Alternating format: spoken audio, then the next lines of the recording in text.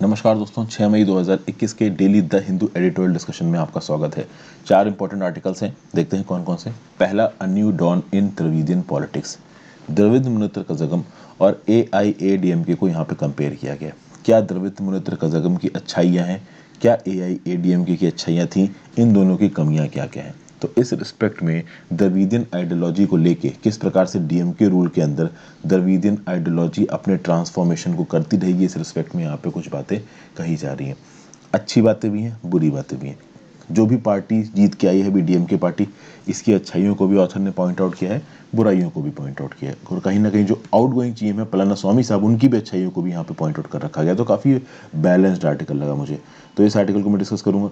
Next इसके बाद जो आर्टिकल वो करेंगे वो है CT scan for Covid merits a word of caution. देखिए, जिसको भी कोरोना वायरस हो रहा है और थोड़ा ज़्यादा इन्फेक्शन हो रहा है, उसको डॉक्टर रिकमेंड कर रहा है CT स्कैन। CT स्कैन से एक्चुअली में आपके लंग में कितना इन्फेक्शन है ये पता चल सकता है। तो CT स्कैन हर केस में कोरोना वायरस में नहीं होना चाहिए, इस रिस्पेक्ट में यहाँ पे ऑथर बोल रहा है। ऑथर कौन है इस पर्टिकुलर आर्टिकल के? तो इसके ऑथर हैं आपके लैंसलेट पिंटो साहब, कंसल्टेंट रेस्पिरोलॉजिस्ट हैं, PD हिंदुजा नेशनल हॉस्पिटल और मेडिकल रिसर्च सेंटर मुंबई के। अब ऑब्वियस सी बात है, अगर इतने बड़े डॉक्टर कोई बात बोल रहे हैं तो इनकी बात में दम होगा। इनका ये कहना है कि देखिए, CT scan is not an effective way of diagnostic कोविड-19। तो इस रिस्पेक्ट में अगर आपको कोविड-19 होता है तो CT स्कैन हमेशा मत करवाइए। लिमिटेड केसेस में ही CT स्कैन होना चाहिए। मेडिकल, आप कह सकते हो, टर्म्स होते हैं 3। एक होती है डायग्नोसिस, डायग्नोसिस मतलब डिजीज कौन सी है। एक होती है एटियोजेनोसिस, कि मतलब डिजीज हुई क्यों। और एक होती है प्रोग्नोसिस, कि वो डिजीज इवॉल्व कैसी होगी। ये 3 अलग अलग चीजें हैं, और इन 3 चीजों में केवल एक चीज के लिए CT स्कैन की जरूरत है। तो कोविड-19 है या नहीं है, इसको पता करने के लिए RT-PCR करवा लो, एक नहीं तो 2 करवा लो, जो कि वो बहुत ज़्यादा इफेक्टिव है। तो भैया, कोविड-19 है या नहीं है, इसके जानने के लिए, डायग्नोसिस के लिए आपको CT स्कैन की ज़रूरत नहीं है। आपको क्यों हुई ये डिजीज़, उसके लिए अगर आप CT स्कैन कराओ, उसका मतलब नहीं है। हाँ, किसी को बहुत सीवियर इन्फेक्शन हो गया, अभी वो सीवियर इन्फेक्शन लंग में कितना फैल गया है, इस चीज़ को जानने के लिए तो CT स्कैन कराना पड़ेगा। तो बेसिकली CT स्कैन का जो काम आता है वो कहीं ना कहीं प्रोग्नोसिस के समय पे आता है। डायग्नोसिस और एटियोजेनेसिस के समय पे CT स्कैन का उतना काम नहीं आता है। तो इस रिस्पेक्ट में जो जो पॉइंट्स बताए गए हैं उसको देखेंगे। फिर सडन डेथ, एकदम से जो IPL बंद हो गया, उसके रिस्पेक्ट में यहाँ पे क्या क्या पॉइंट्स बताए जा रहे हैं। पहले जो BCCI बायो बबल बना के उसने रख रखा था, किसी भी तरीके से आउटसाइडर्स को एंट्री नहीं करने दे रहे थे। ओके, सारे प्लेयर्स को बचा के रख रहे थे, इनमें भी बहुत सारे लोगों को कोरोना वायरस हो गया, तो कहीं ना कहीं BCCI को कोरोना वायरस, ये IPL रद्द करना पड़ गया। उस रिस्पेक्ट में ये भी बोला जा सकता है कि हो सकता है बाद में UAE में IPL फिर से शुरू किया जाए। तो जो पॉइंट्स बताएंगे इनको डिस्कस करूंगा। और जो मराठा कम्युनिटी का रिजर्वेशन था 12% कॉलेजेस के एडमिशन में, 13% नौकरियों में, इसको यहाँ पे रद्द कर दिया सुप्रीम कोर्ट ने। सुप्रीम कोर्ट ने बोला है कोई रिजर्वेशन नहीं होगा 50% की टोटल रिजर्वेशन की लिमिट के ऊपर। तो उसके रिस्पेक्ट में यहाँ पे जो पॉइंट्स बताए गए इनको देखेंगे। तो 4 आर्टिकल्स हम लोग डिस्कस करने वाले हैं। तो वीडियो पे लाइक का बटन जरूर दबा दीजिए दोस्तों, वीडियो को शेयर कर दीजिए। अगर अब तक आपने इस चैनल को शेयर और सब्सक्राइब नहीं किया, कर दीजिए। ज्वाइन बटन दबा के हेल्प कर सकते हैं। मेरे चैनल हर्षित द्विवेदी एजुकेशन की प्लेलिस्ट सेक्शन में जाइए, वहाँ पे आपको लक्ष्मीकांत की प्लेलिस्ट कंप्लीट मिल जाएगी। स्पेक्ट्रम की मॉडर्न हिस्ट्री का मोस्ट इंपॉर्टेंट पार्ट कंप्लीट मिल जाएगा। रमेश सिंह की इकोनॉमिक्स बन रही है, आपकी सतीश चंद्रा की मीडियल हिस्ट्री बन रही है। तो अगर आपको इन वीडियो से हेल्प मिल रही है तो आप ज्वाइन बटन दबा के हेल्प कर सकते हैं। NCERT 6 से 12th की बहुत सी किताबें बना रखी हैं, बहुत सी बन रही हैं। इन्वायरमेंट एंड इकोलॉजी की भी प्लेलिस्ट है, ज्योग्राफी की भी प्लेलिस्ट है। इंस्टाग्राम पे फॉलो कर लीजिए, आपसे अलग अलग प्रकार से जुड़ने की कोशिश करूंगा। टेलीग्राम ग्रुप ज्वाइन कर लीजिए, इस पर्टिकुलर लेक्चर की PDF और मेरे लेक्चर्स की नोटिफिकेशन आपको टेलीग्राम ग्रुप में मिल जाएगी।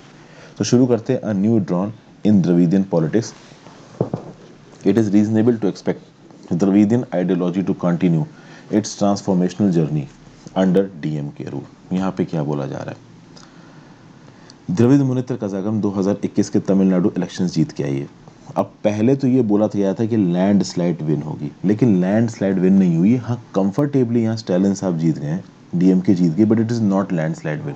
ठीक ठाक वोट टैली AIADMK और BJP को मिली है। 70 से ज़्यादा सीटें उन्होंने जीती हैं, लगभग 213 सीटें लगभग स्टालिन साहब के पास गई हैं। तो इस रिस्पेक्ट में स्टालिन साहब जीत तो गए हैं, लेकिन ये नहीं बोलोगे कि लैंडस्लाइड विक्ट्री है। ओके, अब यहाँ पे 2 इश्यूज कंसीडर करने वाली बात है। पहला इशू ये है कि DMK के आने के बाद, DMK की विक्ट्री के चलते तमिलनाडु में गवर्नेंस में क्या होने वाला है। एक ऐसा स्टेट जहाँ पे हमेशा high level of human development की बात हुई है, जहाँ पे मास वेलफेयर पॉलिसीज का मादा चलता है, मतलब कि जो भी सरकारें आती हैं वो ये बताते हैं कि हम ये फ्री में ये देंगे, तुम्हारे लिए ये देंगे, वुमेन के लिए ये करेंगे, बच्चों के लिए ये करेंगे। तो मास वेलफेयर पॉलिसी के दम पे तमिलनाडु आज की डेट में इतना डेवलप हुआ है। तो डीएमके की गवर्नेंस में क्या क्या होने वाला है, एक तो इस चीज़ को देखना है। दूसरा, ये जो AIADMK हार के डीएमके पावर में आया है, इससे द्रविडियन पॉलिटिक्स को किस प्रकार से कनेक्ट किया जा सकता है, द्रविडियन पॉलिटिक्स किस प्रकार से इवॉल्व कर रही है डीएमके की जीत। और डीएमके की जीत जो भी कॉन्स्टिट्यूएंसी वाइज हुई है, इसको अगर हम लोग एसेस करें, एनालिसिस करें, तो किस प्रकार से द्रविडियन पॉलिटिक्स में यहाँ पे शिफ्ट आ रहा है, इसके रिस्पेक्ट में भी यहाँ पे बात की जाएगी। अगर आप बात करो तो डीएमके के प्रेसिडेंट MK स्टालिन को इलेक्टोरेट ने यहाँ पे पूर्ण बहुमत दिया है, मतलब कि कहीं ना कहीं तमिलनाडु के लोग यहाँ पे स्ट्रॉन्ग लीडरशिप चाहते हैं, वो कमज़ोर लीडरशिप यहाँ पे नहीं चाहते हैं। अब लीडरशिप की यहाँ पे बात की जाए तो लीडरशिप का मतलब यहाँ पे एक पर्टिकुलर पर्सन नहीं है, पूरा का पूरा सिस्टम है। यानी कि MK स्टालिन साहब चीफ मिनिस्टर बन गए हैं तो सिर्फ MK स्टालिन लीडर हैं, इसीलिए यहाँ पे लोग ने उनको वोट नहीं दिया है। एक पूरा का पूरा लीडरशिप सिस्टम यहाँ पे इवॉल्व हो रहा है। लीडरशिप सिस्टम में क्या आता है कि भाई लीडर तो इंक्लूडेड होता ही, उसका पर्सनल करिश्मा, उसकी ब्रॉड पॉपुलैरिटी, उसके साथ साथ उसके सोशल नेटवर्क्स और उसके पावर रिलेशनशिप, अपनी पार्टी के अंदर अपने कैडर्स को कंट्रोल करने की ताकत, अपने कैडर्स को डिसिप्लिन के अंदर रखने की उसकी काबिलियत, पार्टी बॉसेस के साथ नेगोशिएट करके ग्राउंड लेवल पे प्लान्स को इंप्लीमेंट कराने की ताकत, पॉलिसीज और रिसोर्स एलोकेशन को एफिशिएंट और आप कह सकते हो कि कहते हैं ना कि प्राइमरी तरीके से कर पाना। तो एक पार्टी का बॉस के अंदर इतना दम होना चाहिए कि वो ये बात को डिसाइड कर सके कि उसकी पॉलिटिकल पार्टी किस प्रकार से काम करेगी, किस प्रकार से इवॉल्व करेगी। मतलब एक पार्टी जैसे कि स्टालिन होगा यहाँ पे, तो स्टालिन साहब यहाँ पे अगर लीडर है तो अपनी पॉलिटिकल पार्टी के अंदर ऐसा कोई अपोजिशन ना हो कि उनका ही काम रोकने लगे, वो अपनी पॉलिटिकल पार्टी के कैडर्स को कंट्रोल कर पाए। ये भी लीडरशिप को कहीं ना कहीं दर्शाता है। समझ गए? तो ये ओवरऑल लीडरशिप की बात यहाँ पे की जा रही है और ओवरऑल लीडरशिप के बेसिस पे ऐसा बोला जा रहा है कि स्टालिन साहब को यहाँ पे वोट मिले हैं।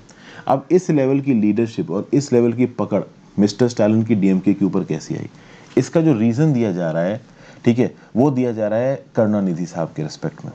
अगर आप बात करो ऑल इंडिया अन्ना द्रविड़ मुनेत्र कज़ागम की, इनके जो ज्वाइंट कोऑर्डिनेटर थे एदा के पद्दी के पलानास्वामी, इनके रिस्पेक्ट से अगर आप मिस्टर स्टालिन को कंपेयर करते हो तो मिस्टर स्टालिन का पकड़ अपनी पॉलिटिकल पार्टी के ऊपर ज़्यादा है व्हेन कंपेयर टू अगर आप पलानास्वामी की पकड़ AIADMK के ऊपर देखो। ये जितने भी पैरामीटर्स इससे पहले वाली स्लाइड में मैंने बताया, इसमें MK स्टालिन AIADMK के पलानास्वामी को पीछे छोड़ देते हैं। उसका रीज़न क्या है? उसका रीज़न ये है कि मिस्टर स्टालिन साहब के जो लेट फादर थे, जो कि 5 बार चीफ मिनिस्टर रह चुके हैं तमिलनाडु के, और द्रविडियन मूवमेंट के स्टालवर्ट है mister M Karunanidhi. Mister M Karunanidhi ने इस बात को इंश्योर किया कि डीएमके की कमान उनके बेटे मिस्टर स्टालिन के हाथ में जाए। करुणानिधि जी हैवी वेट थे, तमिलनाडु की पॉलिटिक्स में उनकी बहुत चलती थी, और इस बात को उन्होंने इंश्योर किया कि उनके सारे पार्टी के पॉलिटिकल हैवी वेट्स, जितने भी इंपॉर्टेंट मेंबर्स थे पॉलिटिकल पार्टी के, वो मिस्टर MK स्टालिन की बात सुने। कहीं ना कहीं प्रॉपर तरीके से सक्सेसर यहाँ पे अपॉइंट किया है मिस्टर MK स्टालिन को। और जो इनके बड़े भाई हैं ना, करुणानिधि के बड़े बेटे MK अलागिरी की तरफ से भी जो चैलेंज था मिस्टर MK स्टालिन को, उसको भी करुणानिधि ने खत्म किया। मतलब करुणानिधि इस बात को जानते थे कि मेरे बाद अगर मैं प्रॉपर तरीके से सक्सेसर अपॉइंट नहीं करूंगा तो इस पॉलिटिकल पार्टी के अंदर लड़ाई होती रहेगी और पॉलिटिकल पार्टी कमजोर पड़ जाएगी। तो उस रिस्पेक्ट में MK स्टालिन को बिल्कुल बॉस की पोस्ट पे बैठा के गए थे करुणानिधि। और उस रिस्पेक्ट में आप देखोगे कि डीएमके की पूरी कमांड इसके स्टालिन के हाथ में है।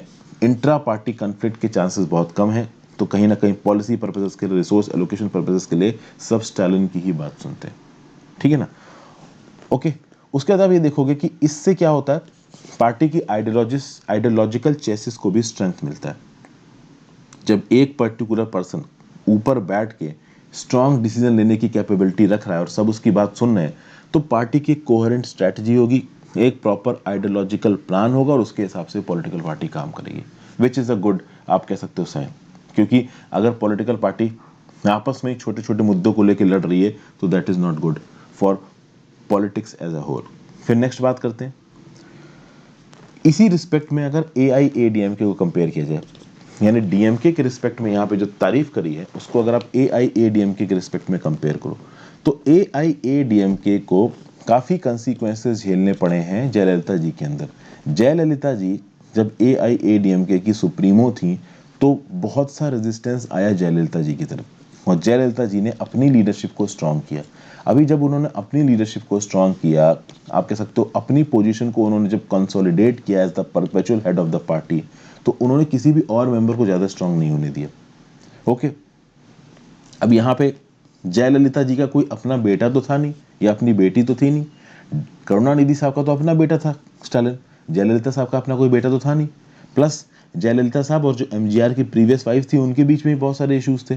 तो जयललिता जी ने तो पार्टी के अंदर भी काफ़ी, आप कह सकते हो, कॉन्फ्लिक्ट झेल के अपनी पोजीशन को बढ़ाया है।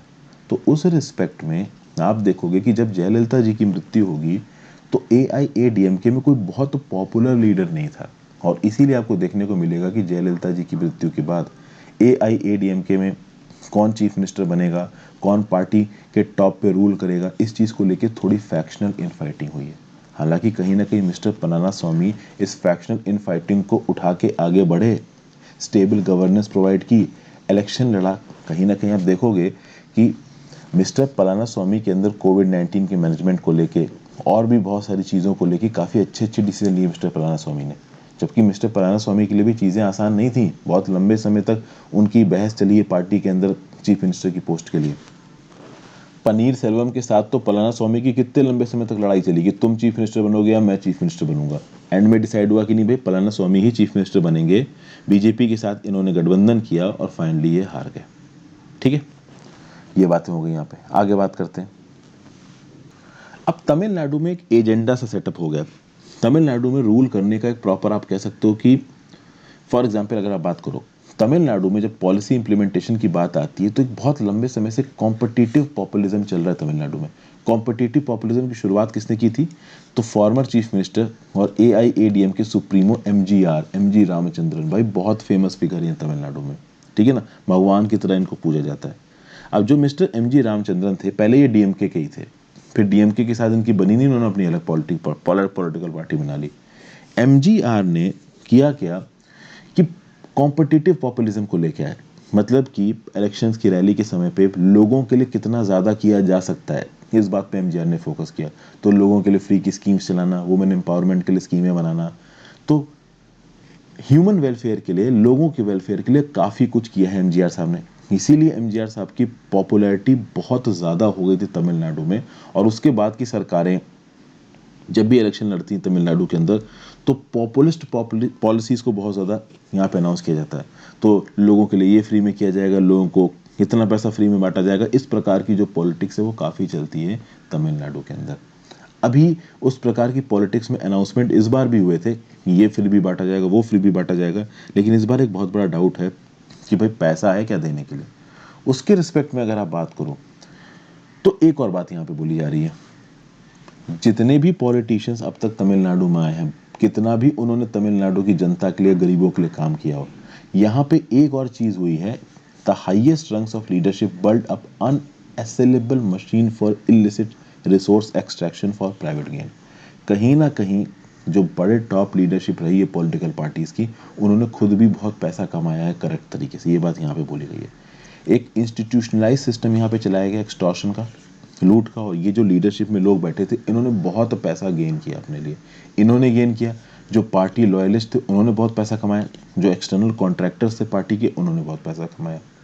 अब कुल मिला के बात ये है कि जब भी कोई पॉलिटिकल पार्टी राज में आती है वो पैसा खूब कमाती है, उनके आस पड़ोस के जान पहचान के लोग भी ठीक ठाक पैसा कमा लेते हैं। तो क्या DMK के पावर के आने के बाद भी यही सब होने वाला है? बेसिकली बात यह है कि एक इग्नोरेबल पास्ट है। इग्नोबल पास्ट क्या बोलता है कि भैया पास्ट में जो भी तमिलनाडु की लीडरशिप रही है उसने गलत तरीके से एक्सटॉर्शन करके पैसा कमाया है। भले उन्होंने तमिलनाडु के लोगों के ऊपर भी पैसा उड़ाया, बट खुद भी गलत तरीके से पैसा कमाया है। तो क्या ये ट्रेडिशन DMK के अंदर, स्टालिन के अंदर भी चालू रहेगा? इस बात को भी देखना है। और अगर ये ट्रेडिशन चालू रहता है तो अकाउंटेबल और ट्रांसपेरेंट गवर्नेंस तो इसको पूरी तरीके से बोल नहीं सकते। ये भी बात यहाँ पे बताई जा रही है। फिर आप यहाँ पे देखोगे कि जयललिता की मृत्यु के बाद और करुणानिधि की मृत्यु के बाद बहुत लंबे समय से तमिलनाडु में सोचा जा रहा था कि भाई आइडेंटिटी पॉलिटिक्स कब खत्म होगी। एक लॉन्ग टर्म विजन बनाया गया था लोगों के द्वारा कि भाई आइडेंटिटी पॉलिटिक्स को ख़त्म करो, एक ऐसी पॉलिटिक्स होनी चाहिए जहाँ पे जो भी पॉलिटिकल पार्टी आए उस पॉलिटिकल पार्टी के अंदर डेमोक्रेटिक डिसीजन मेकिंग प्रोसेस हो, गुड गवर्नेंस के ऊपर बातचीत हो, द्रविडियन फिलॉसफी के ऊपर बातचीत हो। लेकिन यहाँ पे कुछ वैसी चीज़ें होती नज़र नहीं आ रही हैं। डीएमके पूरी तरीके से मिस्टर स्टालिन के कंट्रोल के अंदर है। अगर आप यहाँ पे डीएमके को एआईएडीएमके से कंपेयर कर लो तो एआईएडीएमके के अंदर आप बोल सकते हो कि डेमोक्रेटिक डिसीजन मेकिंग है, क्योंकि पलानास्वामी का स्ट्रांग होल्ड या आयरन होल्ड नहीं है। कहीं ना कहीं पलानास्वामी को अपनी पॉलिटिकल पार्टी के अंदर बाकी लीडर्स को भी समझाना पड़ता है डिसीजन लेने से पहले। लेकिन मिस्टर डीएमके की तो पूरी कमान मिस्टर स्टालिन के हाथ में है। तो डीएमके के अंदर डेमोक्रेटिक डिसीजन मेकिंग हो रही है या नहीं हो रही, इस बात की गारंटी नहीं है। तो इतने लंबे समय से ये जो सोचा जा रहा था कि तमिलनाडु के अंदर ये आइडेंटिटी बेस्ड पॉलिटिक्स बंद हो, एक पॉलिटिकल पार्टी के अंदर डेमोक्रेटिक डिसीजन मेकिंग हो, क्या ये चीज़ यहाँ पे पूरी तरीके से हो पाई है? इस बात के ऊपर एक बड़ा सवाल या निशान है। शायद ये पूरी तरीके से नहीं हो पाई है। तो भाई डीएमके के अंदर पार्टी पोस्ट किसको देनी है, इलेक्शन टिकट किसको किसको बांटने हैं, अलायंस किस हिसाब से करना है, रिसोर्स एलोकेशन किस हिसाब से करना है, ये पहले करुणानिधि करते थे और करुणानिधि के बाद उनकी फैमिली हो रही है। करुणानिधि को वहाँ पे कलैग्नर बोला जाता है, बड़े प्यार से इनको कलैग्नर बोला जाता है। द्रविडन मोबिलाइजेशन की वैल्यूज के दम पे उठ के करुणानिधि आगे आए थे, ठीक है ना। करुणानिधि का बैकग्राउंड कोई बहुत ज़्यादा अमीर नहीं था, लेकिन उसके बाद अगर आप बात करोगे तो कहीं ना कहीं करुणानिधि ने डीएमके की कमान अपने हाथ में ली।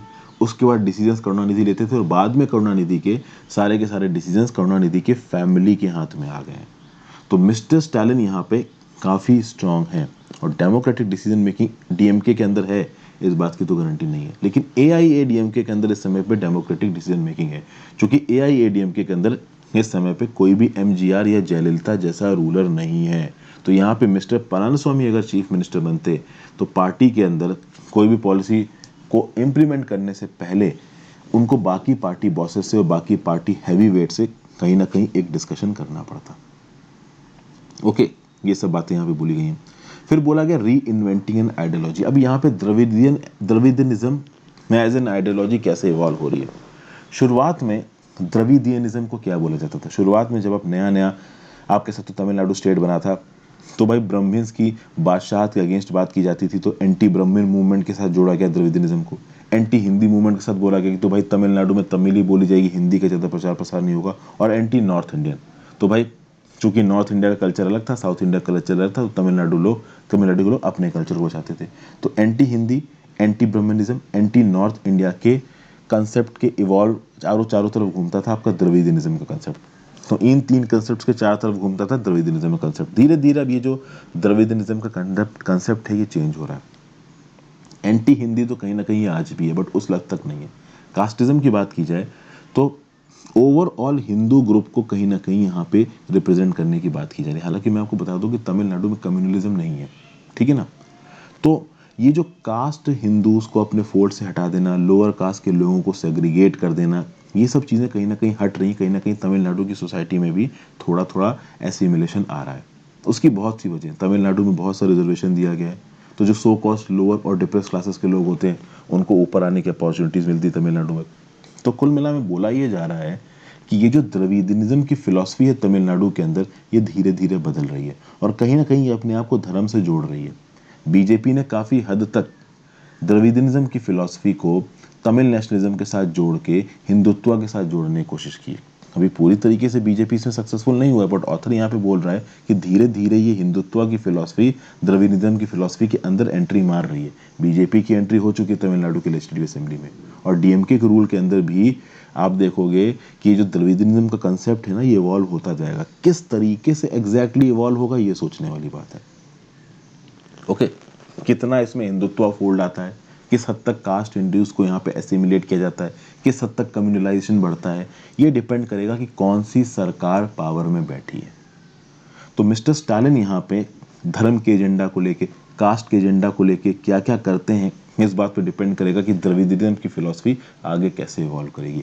लेकिन कुछ बातें तो मिस्टर स्टालिन को भी क्लियर है कि उनको करनी ही करनी है, जैसे कि इकोनॉमिक ग्रोथ करनी ही करनी है, सस्टेन इंडस्ट्रियल डेवलपमेंट करना ही करना है, प्रो पुअर पॉलिसीज लेके आनी आनी, नहीं तो आगे वोट नहीं मिलेंगे। तो ये सब चीज़ें तो सारी तमिलनाडु की सरकारें करती आई हैं और मिस्टर स्टालिन को भी करनी पड़ेंगी, पता ही है उनको। तो ये सब लिखा था इस आर्टिकल में। तो इस आर्टिकल को हमने डिस्कस किया। नेक्स्ट आर्टिकल चलते हैं। A CT scan for COVID merits a word of caution. Going by data and risk factor, its widespread use in diagnosis infectious disease needs to be questioned. जैसा कि मैंने आपको पहले बताया, जब भी क्लिनिकल मेडिसिन में कोई टेस्ट परफॉर्म किया जाता है तो हमको 3 सवाल पूछने की ज़रूरत है। पहला सवाल डायग्नोसिस कि डिजीज़ क्या है, दूसरा सवाल एटियोजेनोसिस कि डिजीज़ क्यों हुई, और तीसरा सवाल प्रोग्नोसिस कि ये डिजीज़ इवॉल्व कैसे होगी। और इन 3 सवालों के जवाब के बेसिस पे ही क्लिनिकल प्रोसीजर्स को डिसाइड किया जाता है कि कौन सी दवाई देनी है। टेस्ट का आउटकम काफ़ी इंपॉर्टेंट होता है। टेस्ट के आउटकम के बेसिस पे आप पता कर पाते हो कि भाई एक्चुअली में प्रॉब्लम क्या है। जैसे कि फॉर एग्जांपल अगर आपको कोविड-19 है तो आप आरटी-पीसीआर टेस्ट करवाओगे, आरटी-पीसीआर में पॉजिटिव आ गया तो पता चल जाएगा कोविड है, नहीं आया तो पता चल जाएगा नेगेटिव है। ओके, अब यहाँ पे नोवल कोरोना वायरस में कंप्यूटराइज्ड टोमोग्राफी का काफ़ी प्रयोग किया गया, सीटी स्कैन्स का काफ़ी प्रमोट किया गया, और ये सीटी स्कैन करी जाती है थोरेक्स की। अब थोरेक्स क्या होता है, तो भाई आपके गले से लेके आपके एब्डोमेन के बीच का जो इलाका होता है इसको बोलते हैं आप थोरेक्स। इसी में आपके लंग्स भी होते हैं। तो बेसिकली यहाँ से पे सीटी स्कैन ऑफ थोरेक्स के थ्रू लंग के इन्फेक्शन को जानने की कोशिश की जाती है, और अगर लंग्स थोड़े ज़्यादा इन्फेक्टेड है तो पता चल जाएगा कि भाई कोविड-19 है। अब यहाँ पे बोला जा रहा है कि ये सीटी स्कैन जो तरीका है ये 3 चीज़ें पूरी तरीके से नहीं करता है। कहीं ना कहीं ये तो बिल्कुल ही नहीं बताता है कि बीमारी है या नहीं है। बीमारी को बताने की जो काबिलियत है कोविड-19 की, किसकी, सीटी स्कैन की, वो बहुत कम है। कोक्रेन करके एक कोलैबोरेशन है जिसको कोक्रेन कोलैबोरेशन पहले बोला जाता था। पिछले साल जो भी स्टडी हुई हैं और जो भी सीटी स्कैन हुए हैं कोविड-19 को डायग्नोस करने के लिए, उसका डाटा कंपाइल किया कोक्रेन कोलैबोरेशन ने। इसमें 41 स्टडीज करवाई गई जिसमें 16,133 पार्टिसिपेंट्स थे। यहाँ पे ये पता चला कि सीटी स्कैन उन इंडिविजुअल्स में जो इंडिविजुअल्स आरटी-पीसीआर पॉजिटिव थे, तो जो इंडिविजुअल्स आरटी-पीसीआर पॉजिटिव थे उन इंडिविजुअल्स में से 88% इंडिविजुअल्स को सही में आरटी-पीसीआर है, ये सीटी स्कैन से पता चला। तो जो लोग ऑलरेडी आरटी-पीसीआर पॉजिटिव हैं उसमें से भी 88% को ही सीटी स्कैन पकड़ पा रहा है कि आरटी-पीसीआर पॉजिटिव है, मतलब 12% उसमें भी नहीं पकड़ पा रहा है। तो कुल मिला के ओवरऑल जो सीटी स्कैन की एफिशिएंसी है इन डायग्नोस्टिक आरटी-पीसीआर, मतलब इन डायग्नोस्टिक कोविड-19, वो 62% है, कंसीडरिंग द फैक्ट कि आरटी-पीसीआर 30% लोगों को नहीं पकड़ पाता जिसको कोरोना वायरस हो। अब समझिए बात को, 100 लोगों का टेस्ट हुआ तो आरटी-पीसीआर के लिए बोला जाता है कि 30% लोग छूट जाते हैं, निगेटिव आ जाते हैं, 70% लोग ही एक्यूरेटली पकड़ पाता है आरटी-पीसीआर की कोविड-19 है कि नहीं है। अभी जितने को आरटी-पीसीआर पॉजिटिव हुआ उन सबका अगर आप सीटी स्कैन करवाते हो तो जो आरटी-पीसीआर पॉजिटिव है उनका भी सीटी स्कैन करवाओगे तो 88% ही बता पाएगा लोगों को कोरोना वायरस है, आरटी मतलब ये सीटी स्कैन। तो 100 लोगों का आपने आरटी-पीसीआर पढ़वाया तो इसमें से 70% ही पॉजिटिव आएंगे। 70% में जो पॉजिटिव है आरटी-पीसीआर, इसके भी 88% को ही सीटी स्कैन पकड़ पाएगा। मतलब कुल मिला के 100 में से केवल 62% को कोरोना वायरस है या नहीं है ये पकड़ सकता है सीटी स्कैन। इस फिगर के हिसाब से आप बोल सकते हो कि सीटी स्कैन की जो एक्यूरेसी है कोरोना वायरस के केसेस को डायग्नोस करने की, डिटेक्ट करने की, वो बहुत ज़्यादा लिमिटेड है। तो इसके बेसिस पे ये बहुत सेफली बोला जा सकता है कि CT scan is not a correct method of diagnosis corona virus. ये हम नहीं पता कर सकते सीटी स्कैन से सही तरीके से कि एक पर्टिकुलर पर्सन को कोरोना वायरस है या नहीं है। तो बेटर क्या है कि भैया आरटी-पीसीआर ही पता कर लो। अब इस समय पे हो ये रहा है कि आरटी-पीसीआर के टेस्ट रिजल्ट्स बहुत लेट आ रहे हैं, लेबोरेटरी बहुत ज़्यादा ओवरवर्क्ड है। पहले जब कम केसेस आ रहे थे 24 घंटे के अंदर अंदर रिजल्ट आ रहे थे आरटी-पीसीआर के, अब भाई 48 घंटे तक लग जा रहे हैं आरटी-पीसीआर के टेस्ट रिजल्ट्स आने में। आरटी-पीसीआर के टेस्ट रिजल्ट आने में ज़्यादा समय नहीं लगता है। मैं आपको बताता हूँ, जब मैं टर्की में था और टर्की से जब मैं वापस आ रहा था, इंडिया के लिए फ्लाइट ले रहा था, जब मैंने वहाँ पे आरटी-पीसीआर करवाया 5.5 घंटे के अंदर मेरा रिजल्ट आ गया। वो मेरा सैंपल लेके गया और उसके 5.5 घंटे बाद ही उसने मेरा रिजल्ट दे दिया। मतलब कि डिपेंड करता है कि भाई लेबोरेटरी में आपका सैंपल पहुंचने के बाद कब उसको अटेंडेंट ने देखा और कब रिजल्ट दिया। इंडिया में 48 घंटे, 72 घंटे तक लग रहे हैं अभी के लिए। मतलब आपका सैंपल जाके लेबोरेटरी में बहुत समय तक पड़ा रहेगा, बाद में उसका नंबर आएगा। तो जब आरटी-पीसीआर के टेस्ट में इतना समय लग रहा है तो लोगों को लगा भाई सीटी स्कैन करा लो। तो सीटी स्कैन में चेस्ट इन्फेक्शन देख के आदमी बता देगा कि आपको कितना कोरोना वायरस है कितना नहीं। लेकिन जैसा कि अभी हमने बात की कि प्रॉपर तरीके से CT scan is not a good way of diagnostic corona virus. तो इस समय पे जब कोरोना वायरस इतना फैल रहा है, आइसोलेशन से बाहर निकलना सीटी स्कैन कराने के लिए एक अच्छा तरीका नहीं है। अगर आपको अपना कोरोना वायरस चेक करवाना है तो आप भाई आरटीपीसीआर करवा लो, दैट्स द बेस्ट वे। फिर यहाँ पे बात करते हैं किसकी, एटियोजेनोसिस की। एटियोजेनोसिस क्या है कि भाई आप पता कर पाओ कि किसी एक डिजीज के कारण क्या है। अभी डिजीज के कारण क्या है की बात की जाए तो आप ये देखोगे कि भाई ये जो कोक्रेन रिव्यू था, ये कोक्रेन रिव्यू क्या बोलता है, रेडियोलॉजिस्ट ने जो सीटी स्कैन कर रहे थे एक पैटर्न इवॉल्व किया, और जो पैटर्न, ये वाला पैटर्न जब कोविड पेशेंट्स में देखा जा रहा था तो बोल रहा था कि भाई जो कोविड पेशेंट एक पर्टिकुलर सीटी स्कैन के पैटर्न को फॉलो करते हैं उनको कोविड 19 हुआ है, ऐसा बहुत सारे रेडियोलॉजिस्ट ने बोला है। बट इस पैटर्न को जब फॉलो किया गया तो ये बोल दिया गया कि भाई 20% लोग, मतलब जितने भी टोटल लोग कोरोना वायरस पॉजिटिव पाए गए सीटी स्कैन के हिसाब से, उसमें से 20% गलत रिजल्ट थे। मतलब कि कोक्रेन रिव्यू ये बता रहा है कि सीटी स्कैन से जब ये पता करने की कोशिश की गई कि किसी एक पर्टिकुलर पर्सन को कोरोना वायरस है या नहीं है, तो वहां पे जो भी सीटी स्कैन का पैटर्न वो फॉलो कर रहे थे कोरोना वायरस है या नहीं बताने के लिए, उसमें 20% उन्होंने गलत रिजल्ट बता दिए। मतलब जिनको कोरोना वायरस नहीं था उनको भी बता दिया कि इसको कोरोना वायरस है। अब प्रॉब्लम यहाँ पे ये है कि जिस पर्टिकुलर पर्सन को कोरोना वायरस नहीं है उसको अगर आप बता देते हो कि उसको कोरोना वायरस है, तब चीजें प्रॉब्लमेटिक हो जाती हैं। इसके साइको सोशल कॉन्सिक्वेंसेस तो हैं ही, इसके मेडिकल कॉन्सिक्वेंसेस भी हैं। साइको सोशल कॉन्सिक्वेंसेस क्या है कि एक आदमी के दिमाग में अगर उसके आ गया कि उसको कोरोना वायरस है, आज की डेट में तो देखिए इंडिया में कोरोना वायरस कॉमन हो गया, तो आपको हो भी जाता है तो कोई बड़ी बात नहीं, चूंकि सबको हो रहा है, ठीक है। तो साइको तो उतना नहीं हो गया, आप सोशल कॉन्सिक्वेंसेस है तो भाई पूरी तरीके से आप ऑस्ट्रेसाइज कर दिए जाओगे, ना कोई आपसे बात करेगा, आपको दरवाजे के अंदर बंद रहना है, एक चार दीवारी के बंद रखे रखे दिमाग खराब हो जाएगा, ओके। और उस केस में किसी एक पर्टिकुलर पर्सन को मान लो कोरोना वायरस नहीं है, और उसको जब कोरोना वायरस पॉजिटिव आया तो उसने सोचा चलो चल के हॉस्पिटल में एडमिट हो जाते हैं। अभी हॉस्पिटल पहुंच गया, कोविड वार्ड में वो एडमिट है। अब सोचो उसको कोरोना वायरस है नहीं और वो कोविड वार्ड में एडमिट है, तो वहां तो कोरोना वायरस होने के और चांसेस हैं। तो आप समझ सकते हो ना कि एक पर्टिकुलर पर्सन जिसको कोरोना वायरस नहीं है, अगर आप उसको ये बता दोगे कि तुमको कोरोना वायरस है, तो ये उसको कैसे भी मदद नहीं करेगा, उल्टा अलग अलग प्रकार से उसको परेशान करेगा, ओके। और जो तीसरा रीजन बताया गया है प्रोग्नोस्टिकेशन, ठीक है ना भाई, कि वो जो बीमारी है वो कैसे इवॉल्व करेगी। तो इसके रिस्पेक्ट में देखिए क्या बताया जा रहा है। जब भी आप सीटी स्कैन करवाते हो तो वो आपके लंग की हालत बताता है उस समय कि क्या आपके लंग्स में क्या प्रॉब्लम चल रही है, किस लेवल का इन्फेक्शन है आपके लंग्स में। तो आपके लंग्स की पूरी जानकारी आप सीटी स्कैन में पता करवा सकते हो। अभी लंग की हालत क्या है ये बहुत डायनेमिक होती है, और ज़रूरी नहीं कि लंग की हालत ख़राब है तो वो कोविड 19 की वजह से ख़राब है। हाँ, आपकी लंग की हालत ख़राब है और आपके शरीर में ऑक्सीजन की कोई कमी नहीं है, ऐसा बहुत रेयरली होता है।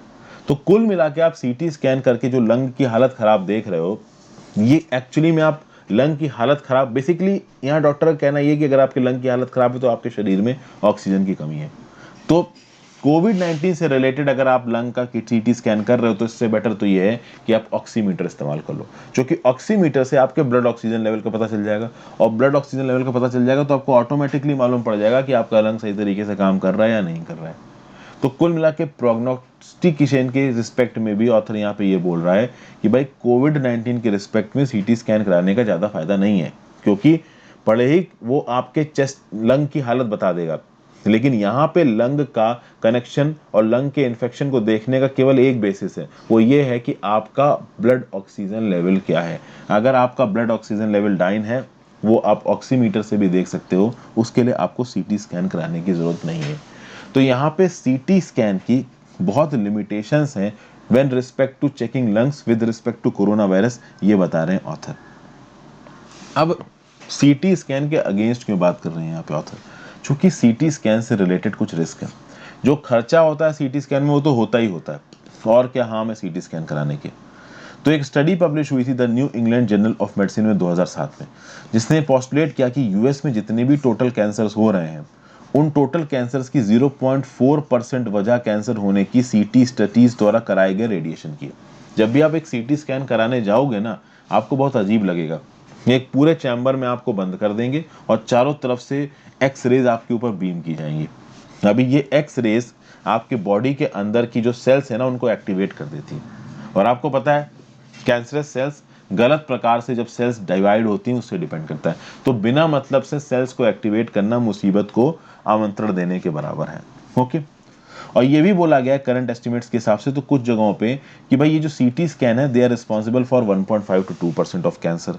तो भाई आप सीटी स्कैन करवा रहे हो और वो सीटी स्कैन की स्टडी ही कहीं ना कहीं आपकी बॉडी में कैंसर ना ट्रिगर कर दे, तो सीटी स्कैन आपको बहुत एक्सेप्शनल सर्कमस्टांसेस में कराना चाहिए। बहुत ज़रूरी हो तो ही सीटी स्कैन कराना चाहिए, नहीं तो नहीं करवाना चाहिए। ये बात यहाँ पे बोली जा रही है। अभी सीटी स्कैन के यहाँ पे बिल्कुल एक्यूरेट रिजल्ट निकल के आ जाते कोविड-19 में तो भी ठीक था। कोविड-19 में सीटी स्कैन का कोई एक्यूरेट रिजल्ट निकल के नहीं आ रहा है। तो जब कोई एक्यूरेट रिजल्ट निकल के नहीं आ रहा है और इतना हार्म है सीटी स्कैन का, तो सीटी स्कैन को अवॉइड करना ही ठीक है, ये बोला जा रहा है। और चूंकि सीटी स्कैन बिल्कुल इनक्लोज्ड एयर कंडीशन स्पेसेस में होता है, तो वहां पे वायरस फैलने के और चांसेस है। तो ये भी एक नुकसान है आप कह सकते हो सीटी स्कैन का। फिर यहाँ पे कोविड-19 के डिजीज के रिस्पेक्ट में जो ऑथर हैं, ये जो इसके जिसने इस आर्टिकल को लिखा है, जिनका नाम है लैंसेट प्लेंटो साहब, ये बोल रहे हैं कि भाई लगभग 1 साल से ज़्यादा से ये कोविड-19 के डिजीज के आप कह सकते हो डायग्नोसिस में इन्वॉल्व है। तो इन्होंने बोला है कि जितने भी पेशेंट्स इनके पास आए हैं टोटल अब तक, उनमें से 1% से भी कम पेशेंट को इन्होंने सीटी स्कैन ऑर्डर किया। अगर किसी पर्टिकुलर पर्सन को बहुत ज़्यादा लग रहा है उसको कोरोना वायरस है, तो एक बार आरटीपीसीआर करवाए। अगर वो नेगेटिव हो जाता है, उसको फिर से लग रहा है कि नहीं भाई गलत हो गया टेस्ट, तो वो फिर से आरटीपीसीआर करवा ले। मतलब कोविड-19 के डिजीज को चेक करने के लिए आरटीपीसीआर के अलावा आपको सीटी स्कैन कराने की जरूरत नहीं है। पहली चीज तो ये। ओके। तो भाई तो ये डॉक्टर यही बोल रहे हैं कि भाई मैंने बहुत एक्सेप्शनल केसेस में सीटी स्कैन रिकमेंड किया है कि भाई जिसके आरटीपीसीआर नेगेटिव आए जा रहे हैं, फिर भी उसको कोविड लाइक सिम्टम्स आ रहे हैं, तो मजबूरी में उसका सीटी स्कैन किया। क्योंकि कभी कभी लंग्स में ब्लड क्लॉट्स हो जाते हैं, अभी इन ब्लड क्लॉट्स को पकड़ना है तो लंग का सीटी स्कैन करना ही पड़ेगा।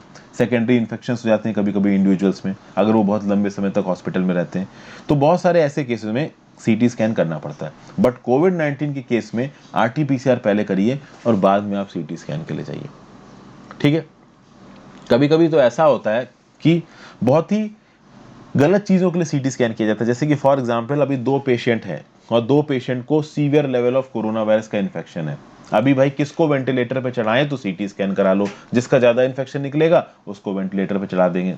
तो इस प्रकार की स्ट्रेटजीज भी इंडिया में अडॉप्ट की जा रही है। मजबूरी है भाई, अब हॉस्पिटल बेड्स हैं ही नहीं तो क्या करेंगे। जिसकी ज़्यादा हालत है, कि ज़्यादा हालत खराब है, ये कैसे चेक करोगे? तो लंग इन्फेक्शन देख के चेक करोगे, तो सीटी स्कैन करोगे। तो ये सब बातें यहाँ पे कही जा रही हैं। तो इस रिस्पेक्ट में यहाँ पे रीडर को ऑथर एक स्टेटमेंट दे रहा है, आप भी सुनिए।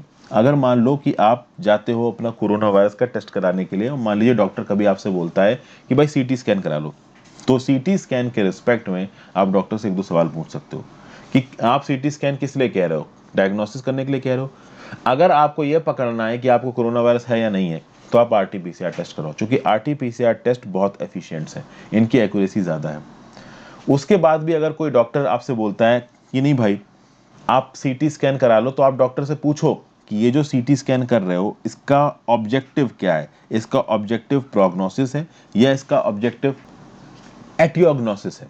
और वो ऑब्जेक्टिव अगर आपको लॉजिकल लगता है तो ही आप सीटी स्कैन के लिए जाइए, वरना सीटी स्कैन के लिए मत जाइए। मतलब कुल मिला के एक नट शेल में ऑथर का ये बोलना है कि बहुत ज़्यादा सीवियर हो अगर कोरोना वायरस का केस, तो ही सीटी स्कैन कराओ।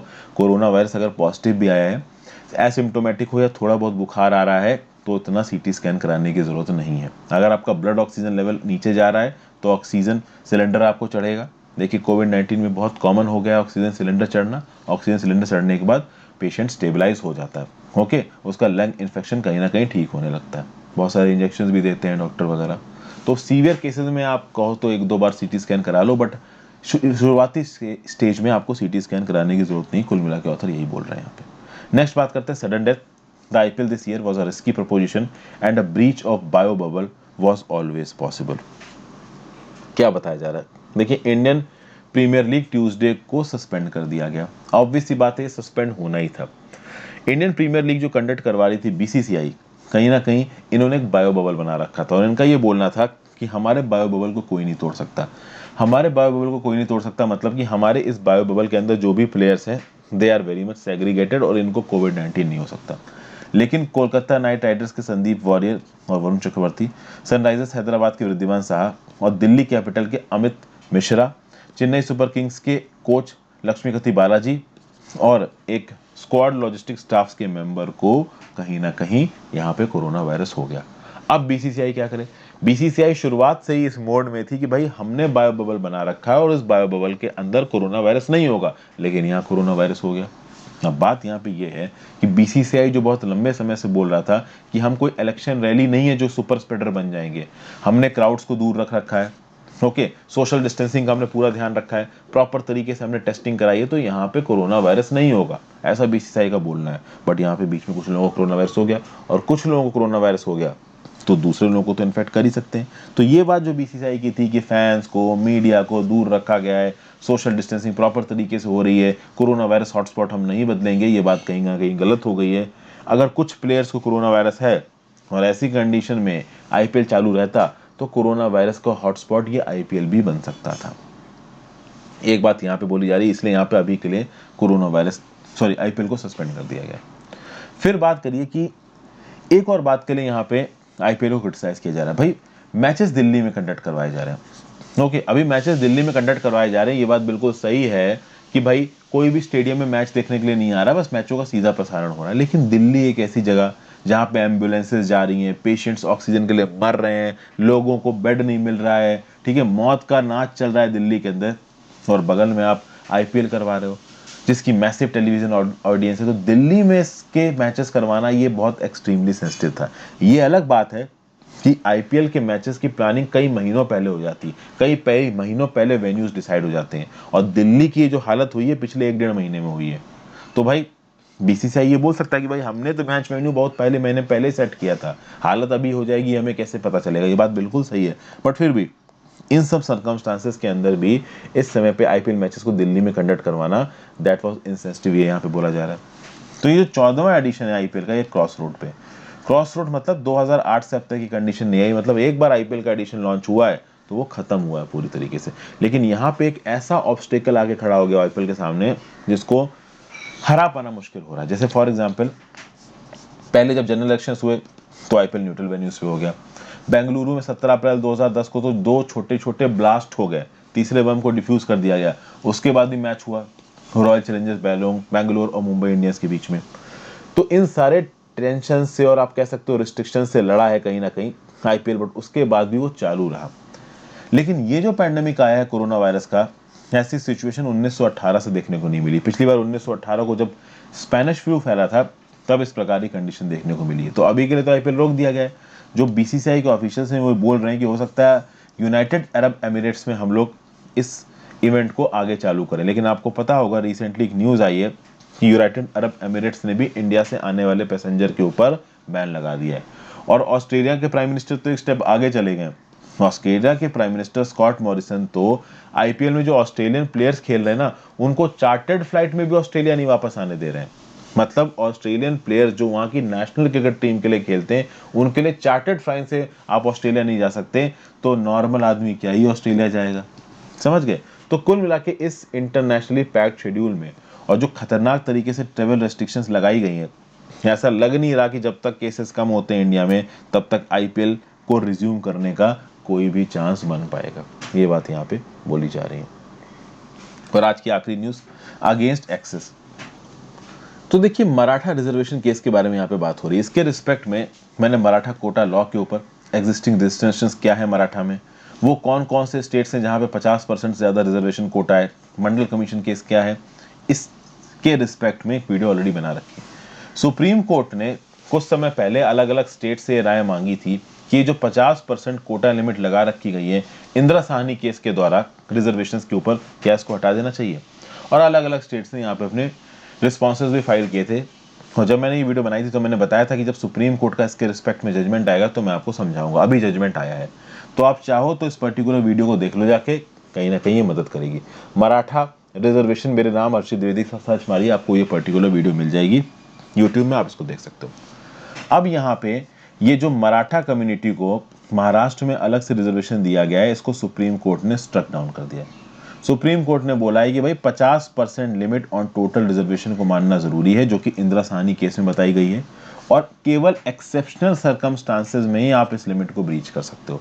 और ये जो मराठा कम्युनिटी है इसके साथ ये एक्सेप्शनल सर्कमस्टांसेस नहीं है, ये बैकवर्ड नहीं है। Maratha community he is adequately represented in public services of Maharashtra state, इसलिए इनको अलग से कोटा देना कॉन्स्टिट्यूशनली सही नहीं है। ऐसा कौन बोल रहा है? ऐसा सुप्रीम कोर्ट बोल रही है। समझ गया बात को? ये बात यहाँ पे बोली जा रही है। शुरुआत में जो महाराष्ट्र का कोटा लाया गया था मराठा कम्युनिटी के लिए रिजर्वेशन का, वो 16% था। बाद में इसको एडमिशंस में, मतलब कॉलेजेस में एडमिशंस में 12% कर दिया गया और जॉब्स के लिए 13% कर दिया गया 2019 के अमेंडमेंट के थ्रू। ओके, ये केस आपका बॉम्बे हाई कोर्ट में गया था और बॉम्बे हाई कोर्ट ने भी कहीं ना कहीं इसको परमिशन दे दी थी, लेकिन आप बाद में देखोगे तो सुप्रीम कोर्ट ने यहाँ पे इसको डिनाई कर दिया। बॉम्बे हाई कोर्ट में जब ये केस पहुंचा था तो Bombay high court Maratha community के बैकवर्ड क्लास स्टेटस को उसने माना, लेकिन बॉम्बे हाई कोर्ट ने ये जरूर बोला था कि भाई कोटा लिमिट आप थोड़ी कम रख सकते थे। लेकिन यहाँ पे जो 5 जज बेंच बैठी है सुप्रीम कोर्ट की, वो ये बोलती है कि भाई एक्सेप्शनल सर्कमस्टांसेस एग्जिस्ट नहीं करते when it comes to Maratha community. Maratha community exceptionally disadvantage position में नहीं है, इतनी डिसएडवांटेज पोजीशन में नहीं है कि भाई इसको 50% की लिमिट ब्रीच करके कोटा दिया जाए। ये बात यहाँ पे कहीं ना कहीं बोल दी है सुप्रीम कोर्ट ने। ठीक है भाई, सुप्रीम कोर्ट ने एक चीज तो बोल दी है। एक और बात यहाँ पे सुप्रीम कोर्ट ने बोली है जो बाकी स्टेट्स को हो सकता है पसंद ना आए, जो कि आप बोला जा रहा है second limb of the judgement. Supreme Court ने कैटेगोरिकली रिफ्यूज किया है to reconsider the 50% limit set by Indira Sawhney judgement. मतलब इंदिरा साहनी जजमेंट के हिसाब से जो 50% कोटा है वो तो रहेगा ही रहेगा, लेकिन जो 102nd कॉन्स्टिट्यूशनल अमेंडमेंट एक्ट के through national commission for backward classes बनाया गया है, ये कहीं ना कहीं स्टेट की पावर्स को लेकर डूबेगा। कैसे? अगर आप बात करो तो शेड्यूल कास्ट और शेड्यूल ट्राइब्स एक स्टेट में कौन कौन सी होंगी, ये कौन डिसाइड करता है? ये पार्लियामेंट डिसाइड करती है। पार्लियामेंट के डिसाइड करने के बाद प्रेसिडेंट नोटिफिकेशन निकालते हैं। मैंने आपको पढ़ा रखा है अपनी लक्ष्मीकांत की किताब में। तो भाई समय समय पे प्रेसिडेंट एक नोटिफिकेशन निकालेगा। देखिए, किसी एक पर्टिकुलर स्टेट में एससी और एसटी की कम्युनिटी में कौन कौन सी कास्ट आती हैं, ये रिकमेंड कर सकती है राज्य की सरकार। राज्य की सरकार की रिकमेंडेशन पार्लियामेंट के पास जाएगी। पार्लियामेंट अगर एक बिल पास करके ये नोटिफाई कर देता है कि हाँ भाई हम राज्य की सरकार की इस लिस्ट को मान रहे हैं, तो बाद में प्रेसिडेंट एक नोटिफिकेशन निकाल के ये बोल देगा कि हाँ भाई इस स्टेट में ये कम्युनिटीज एससी एसटी में आती हैं। समझ गए बात को? अब समझिए, यही चीज बैकवर्ड क्लासेस के रिस्पेक्ट में कौन करेगा? ये करेगा national commission for backward classes. National commission for backward classes को कॉन्स्टिट्यूशनल ऑर्गेनाइजेशन का दर्जा मिल चुका है। अब socially and educationally backward classes कौन कौन सी होंगी, इस चीज को डिसाइड करने की ताकत पार्लियामेंट के पास आ गई है। तो पार्लियामेंट नियम कानून पास करके ये डिसाइड करेगा कि socially and educationally backward classes कौन कौन है, और बाद में प्रेसिडेंट एक नोटिफिकेशन के थ्रू इस बात को नोटिफाई करेगा कि हाँ भाई इन कम्युनिटी को आप socially and educationally backward classes में मान सकते हो। तो अब आप समझिए, यहाँ पे वो स्टेट्स जहाँ पे ऑलरेडी 50% से ज्यादा का रिजर्वेशन चल रहा है, फॉर एग्जाम्पल तमिलनाडु में जो भी सोशली और एजुकेशनली बैकवर्ड क्लासेस हैं एससी एसटी के अलावा, उन क्लासेस को अगर आपको socially and educationally backward classes की लिस्ट में डालना है तो इसके लिए प्रॉपर अमेंडमेंट पार्लियामेंट से पास कराना पड़ेगा, और पार्लियामेंट से पास कराने के बाद प्रेसिडेंट उसको नोटिफाई करेगा और तब उनको रिजर्वेशन बेनिफिट्स मिल सकती है। लेकिन अब राज्य की सरकारें खुद के बेसिस पे उठ के कल की डेट में किसी को भी पॉलिटिकल गेन के लिए ये नहीं बोल सकती कि तुम बैकवर्ड क्लास की कम्युनिटी हो और उसके रिस्पेक्ट में उसको रिजर्वेशन बेनिफिट देने लगे। स्टेट की सर्विसेज में भी अगर आप रिजर्वेशन बेनिफिट दे रहे हो तो सोशली एजुकेशनली बैकवर्ड क्लासेस की लिस्ट में आने के लिए पार्लियामेंट से अमेंडमेंट पास कराना पड़ेगा, प्रेसिडेंट नोटिफाई करेगा, तब उसको रिजर्वेशन बेनिफिट मिल सकता है। तो ऑटोमेटिकली सुप्रीम कोर्ट के इस जजमेंट के बाद एक और कॉन्स्टिट्यूशनल अमेंडमेंट की डिमांड होगी, जहां पे अलग अलग राज्य सरकारें इस बात की गुहार लगाएंगी कि एक ऐसा कॉन्स्टिट्यूशनल अमेंडमेंट लाइए जहां पे सोशली और एजुकेशनली बैकवर्ड क्लासेस कौन सी हैं, इस बात को नोटिफाई करने की ताकत पूरी तरीके से राज्य की सरकार के पास हो, ना कि पार्लियामेंट के पास चली जाए। समझ गए? तो यहाँ पे ये बात बिल्कुल सही होती नजर आ रही है कि जो national commission for backward classes है, इसके पास राज्य की सरकारों की थोड़ी ताकत जा रही है। तो आई होप आपको ये एडिटोरियल डिस्कशन पसंद आया होगा दोस्तों। अपनी व्यू पॉइंट नीचे कमेंट बॉक्स में जरूर दीजिएगा। अगर कुछ चीज़ समझ में नहीं आई तो वो भी नीचे लिख के बताइएगा। वैसे तो मैं क्रिस्टल क्लियर तरीके से हर चीज़ बताने की कोशिश करता हूँ, बट कभी कभी हो सकता है कोई चीज़ मिस हो गई हो, तो जरूर बताइए। Thank you for watching friends. ज़्यादा से ज़्यादा लोगों के साथ इस वीडियो को शेयर करें। Have a great day, good bye.